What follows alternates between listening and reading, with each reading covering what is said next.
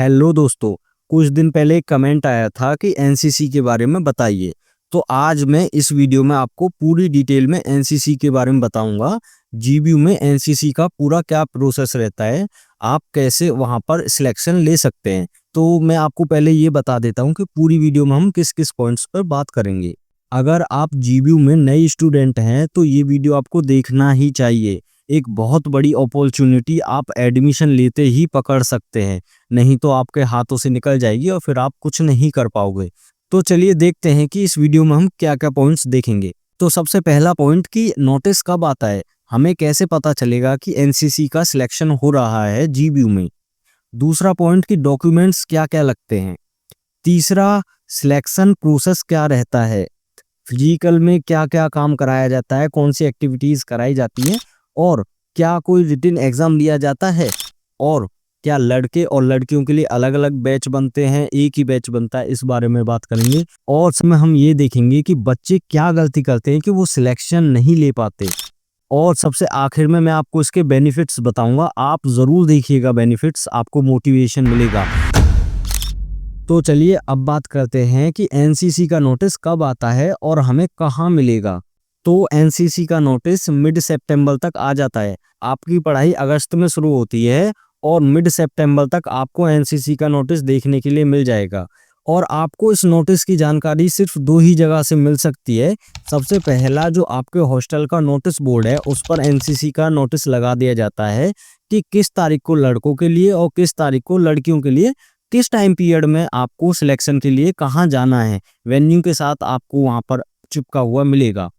अगर नहीं मिलता तो आप कंटिन्यूअसली इंफॉर्मेशन मांगते रहें। आपके हॉस्टल में जो ऑफिस है, हॉस्टल ऑफिस वार्डन का या केयर टेकर जो भी बैठे होते हैं, उनसे पूछते रहें कि एनसीसी का नोटिस कब आएगा कब आएगा, वो आपको बता देंगे। और अगर आपको एक नंबर और एडवांस जाना है तो दूसरी जगह जहां पर आपको कंफर्म पता ही चलेगा कि कब आएगा कब नहीं आएगा, वो है जब आप एडमिनिस्ट्रेशन बिल्डिंग में जाएंगे तो वहां पर एक ऑफिस है, DSA, dean student affairs office. तो आप जैसे ही एडमिनिस्ट्रेशन बिल्डिंग में एंटर करेंगे तो आपको राइट साइड में मुड़ना पड़ेगा, और मुड़ते ही सबसे पहला जो भी गेट आए उसके ऊपर लिखा होता है डीएसए ऑफिस, तो वहाँ चले जाएं। और उसमें भी राइट साइड मुड़ना पड़ेगा, वहाँ पर 4-5 लोग बैठे होते हैं, उनसे पूछिए कि एनसीसी का नोटिस कब आएगा, तो वो आपको बता देंगे। तो आपको वहाँ से पता चल जाएगा कौन सी तारीख, कौन सा टाइम, कौन सा वेन्यू, कब आएगा नोटिस। अब बात करते हैं कि कौन कौन से डॉक्यूमेंट लगेंगे। तो डॉक्यूमेंट्स में आपको सिंपल चीज़ें चाहिए होती हैं, आपकी 10th की मार्कशीट, 12th की मार्कशीट, आधार कार्ड, पैन कार्ड, आपकी बैंक की कॉपी, एकदम रीसेंट बैंक की कॉपी जो चलता हो, ज़रूरी है। और आपका डोमिसाइल, आप कहाँ रहते हो, आपके पापा या मम्मी का इनकम सर्टिफिकेट लगेगा, और कॉलेज की रजिस्ट्रेशन स्लिप जहाँ पर आपका नाम और रोल नंबर लिखा होता है। ये बस ये सिंपल डॉक्यूमेंट्स है जो लगेंगे पर जब आप फिजिकल टेस्ट में पास हो जाओगे। अब बात करते हैं सिलेक्शन प्रोसेस क्या रहेगा। तो मैं आपको बता दूं, जीबीयू के अंदर हर साल एनसीसी का बैच बनता है। जो नए बच्चे आते हैं उनको वो रिक्रूट करते हैं। एक ग्रुप लड़कों के लिए बनाया जाता है, एक ग्रुप लड़कियों के लिए बनाया जाता है। और ये साल में सिर्फ एक ही बार अपॉर्चुनिटी आती है, और जो नए बच्चे होते हैं उन्हीं को इसमें एडमिट कराया जाता है। तो अब बात करते हैं कि सिलेक्शन प्रोसेस क्या रहेगा, किस बेस पे वो आपको सिलेक्ट करेंगे।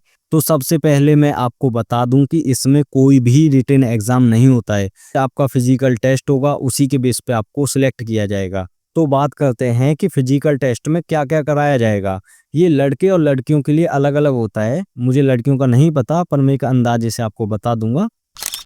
चलिए बात करते हैं लड़कों के लिए फिजिकल टेस्ट क्या होता है। सबसे पहले परेड ग्राउंड के 10 चक्कर लगाने होते हैं, 10 राउंड।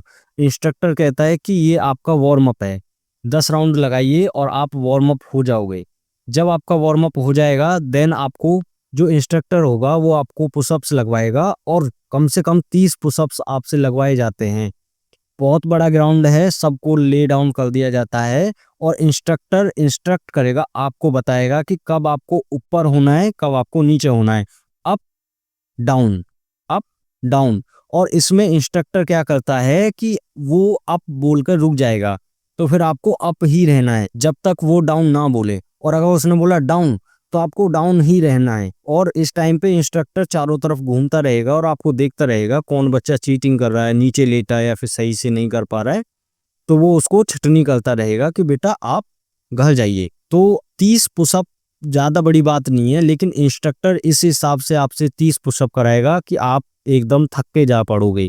जैसे ही आप पुशअप्स लगा लोगे तो 5 मिनट आपको रेस्ट दिया जाएगा और कच्चे ग्राउंड पर लेके जाएंगे और वहां पर आपको 400 मीटर का एक गोला बना हुआ है जिसके आपको 4 चक्कर लगाने हैं। 1600 मीटर की दौड़ लगानी है और ये बहुत आसान होता है। लड़कों को 1600 मीटर की दौड़ लगाने के लिए 5 से 6 मिनट तक दिए जाते हैं, क्योंकि इंस्ट्रक्टर इसको इसलिए कम नहीं करता, नहीं तो बच्चे और कम हो जाएंगे, बच्चे इस दौड़ को कंप्लीट नहीं कर पाएंगे। तो आप यकीन नहीं मानोगे कि एनसीसी के अगर एक बैच में 30 से 35 सीटें हैं लड़कों के लिए, तो मुश्किल से 21-22 या 23-24 बच्चे ही क्वालिफाई कर पाते हैं। इंस्ट्रक्टर सिर्फ उन बच्चों को रखता है जिनका फिजिक्स सही है, जिनके अंदर हिम्मत है, जो अंदर से मजबूत है। इंस्ट्रक्टर बहुत समझदार इंसान होता है, तो वो दूर से ही पहचान लेता है आपकी आंखों को देखकर कि हाँ आपके अंदर कुछ बात है, आप कर सकते हो या नहीं। लड़कियों का भी सिमिलर रहेगा, बस थोड़ा बहुत चेंज रहेगा। जैसे कि पुशअप्स थोड़े कम हो जाएंगे, आपको लगता है 20 पुशअप्स लगाने पड़ते हैं, पर सिमिलरली आपको अप बोला जाएगा तो अप रहना है, डाउन बोला जाएगा तो डाउन रहना है। आपकी पूरी स्ट्रेंथ चेक की जाएगी। और आपको रहा राउंड की बात, तो आपको 4 ही राउंड लगाने 1600 मीटर की दौड़, पर आपको उसमें टाइम ज़्यादा मिल जाएगा, 8 या 9 10 मिनट तक मिल सकते हैं आपको। तो आपके लिए सिर्फ इतना रहेगा। और मैं आपको लिख के दे सकता हूँ कि वहाँ पर जितने बच्चे आते हैं उसमें से 50% बच्चे फेल हो जाते हैं, क्योंकि उनमें इतनी स्ट्रेंथ होती नहीं कि वो सिंपल से टेस्ट पास कर पाएँ, या फिर इंस्ट्रक्टर ही उनको ज़्यादा कड़े पैमाने पर आजमा लेता है।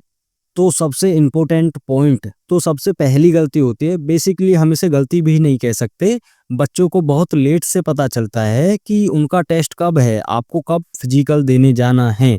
तो बहुत लेट से पता चलता है, तो वो अपनी कोई प्रैक्टिस वगैरह नहीं कर पाते, तो इस वजह से काफ़ी बच्चे रह जाते हैं। और दूसरा कारण ये है कि आपको पता चल गया तो आपको कंटिन्यूअस उस चीज़ की प्रैक्टिस कर देनी है। पुशअप्स धीरे धीरे लगाइए, दिन में 100 पुशअप्स लगाइए, 10-10 करके 5-6 बार लगा दीजिए। आपको महीने भर पहले पता चल गया, 15 दिन पहले पता चल गया, तो आप इजीली पूरा फिजिकल टेस्ट क्रैक कर सकते हैं। जैसे मैं बता रहा हूँ, मैंने भी ऐसे किया था। मैं डेली 5-5 पुशअप से स्टार्ट किया मैंने, और ऐसा नहीं सिर्फ दिन में 5 पुशअप, मैंने दिन में कई बार 5-5 पुशअप्स लगाए, मेरी स्ट्रेंथ बढ़ी और मैंने इजीली पुशअप्स क्रैक कर लिए। और रनिंग के लिए आप दिन में 2 बार रनिंग करने जाइए और पूरा रेस्ट लीजिए। और रनिंग के लिए मैं कहूँगा कि आप रनिंग करने जाइए, 4 चक्कर लगाइए, चाहे आप कितने ही धीमे क्यों ना लगाएं। इससे आपको अपने आप में कॉन्फिडेंस आता है कि हाँ मैंने 4 चक्कर लगा लिए। उसमें टाइम मैटर नहीं करता, आप धीरे धीरे लगाइए। अगर आपके पास 15 दिन है तो दिन में 2 बार या 1 बार जरूर जाइए दौड़ मारने, और आप इजीली रनिंग कर लेंगे। तीसरा कारण है कि बच्चे सही डाइट नहीं लेते। वहां पर भाई पुशअप करते करते, दौड़ मारते मारते बच्चे पेट में दर्द, मेरे को चक्कर आ रहे हैं, तो ऐसे बच्चे गिर जाते हैं, लड़कियां भी गिर जाती हैं भाई। तो अपना खाना पीना सही रखिए। आपको पता चल गया कि 15 दिन बाद मेरा फिजिकल है, तो आप डेली दूध और केले खाते रहिए, कोई परेशानी नहीं आएगी। और जब आप एक बार सिलेक्ट हो जाओगे तो फिर आपको परेशानी नहीं होगी, आपको आदत पड़ जाएगी। और वैसे भी हफ्ते में 1 या 2 बार ही क्लास लगती है, 2-2 घंटे की, तो आपको परेड वगैरह आपको प्रैक्टिस कराई जाती है, तो आप आराम से कर लेंगे, आपकी हैबिट बन जाएगी। तो अब बात करते हैं बेनिफिट्स के बारे में। मैंने आपको वीडियो में शुरू में ही बोला था कि आप प्लीज़ बेनिफिट्स ज़रूर देखिएगा। तो मैं आपको बता दूं, एनसीसी में सिर्फ 3 साल की ट्रेनिंग होती है और हर साल एक सर्टिफिकेट मिलता है, ABC। अगर आपने एक बार ज्वाइन कर लिया तो आपको इजीली सर्टिफिकेट मिलते जाएंगे। कुछ टेस्ट होते हैं, कुछ रिटन टेस्ट होते हैं, देते रहिए, और कुछ कैंप वगैरह होते हैं, तो हो जाएगा आपका इजीली। तो बेनिफिट ये है कि आपको अगर कोई भी सर्टिफिकेट मिला तो उसका कुछ परसेंटेज मार्क्स सेट हो जाता है एज अ बोनस के रूप में, जब आप कोई भी गवर्नमेंट एग्जाम में अप्लाई करते हैं। आप खुली भर्ती देखने गए तो वहां पर भी आपको एनसीसी के बारे में पूछा जाएगा कि आपके पास कोई सर्टिफिकेट है। आप कहोगे मेरे पास सी सर्टिफिकेट है एनसीसी का, या फिर आप एसएससी का कोई फॉर्म भरोगे, एसएससी दिल्ली पुलिस, आप एसएससी सीजीएल सीएचएसएल, तो उसमें भी पूछते हैं कि आपके पास एनसीसी है। हाँ है। कौन सा सर्टिफिकेट? C certificate. तो आपको उसमें बोनस के रूप में 5% मार्क्स मिलेंगे। ए सर्टिफिकेट के लिए आपको जो भी एग्जाम होगा उसके टोटल मार्क्स का 2% बोनस मिलता है। बी सर्टिफिकेट के लिए 3% बोनस मिलता है, और सी सर्टिफिकेट के लिए आपको 5% बोनस मिलता है। और इससे भी बड़ा बेनिफिट ये है कि आपको कैंप करने के लिए बाहर ले जाया जाएगा, और अगर आप एक्स्ट्रा ऑर्डिनरी रहे तो आपको रिपब्लिक डे पर लाल किले के आगे परेड करने का भी मौका मिल सकता है। जो बेस्ट कैंडिडेट होते हैं उन कैंडिडेट्स को चयन करके वहां पर परेड के लिए ले जाया जाता है। क्योंकि जीबीयू के अंदर जो एनसीसी है वो एफिलिएटेड है सिकंदराबाद के एनसीसी ऑफिस से। तो सिकंदराबाद अपने यूपी में ही है, दादरी के पास। तो वहाँ पर मेन ऑफिस है, वहाँ से हर हफ्ते इंस्ट्रक्टर आता है हमको ट्रेनिंग देने। ये एक बहुत बड़ी अपॉर्चुनिटी है, खासकर आप नए बच्चे हो, आप अभी अभी कॉलेज में आए हो और आपको कॉलेज में आते ही इतनी अच्छी अपॉर्चुनिटी मिल गई, आप इसे किसी भी कीमत पर छोड़ना नहीं चाहोगे। तो मैं आपको अपना पर्सनल एक्सपीरियंस बताता हूँ कि मैं देहरादून गया था अपना इंटरव्यू देने एफआरआई में, और जिस रोड पर एफआरआई पड़ता है उसी रोड पर आईएमए पड़ता है, इंडियन मिलिट्री एकेडमी। भाई साहब, चारों तरफ पहाड़, खिलखिलाती धूप, बड़े बड़े पेड़, हरियाली एकदम, और उसके बीच में एक सरकारी प्रीमिसेस, और बूट की आवाज आ रही है एकदम धम धम धम धम धम धम। बड़े बड़े लोग परेड कर रहे हैं, मतलब भाई गूस बम्स आ रहे थे मुझे तो बेनिफिट्स बहुत हैं आपके एनसीसी के, आप इस अपॉर्चुनिटी को ना छोड़ें, मेरा यही कहना है आपसे। तो चलिए मैं आपसे विदा लेता हूँ इस वीडियो में, आगे किसी और वीडियो में मिलेंगे। Thank you.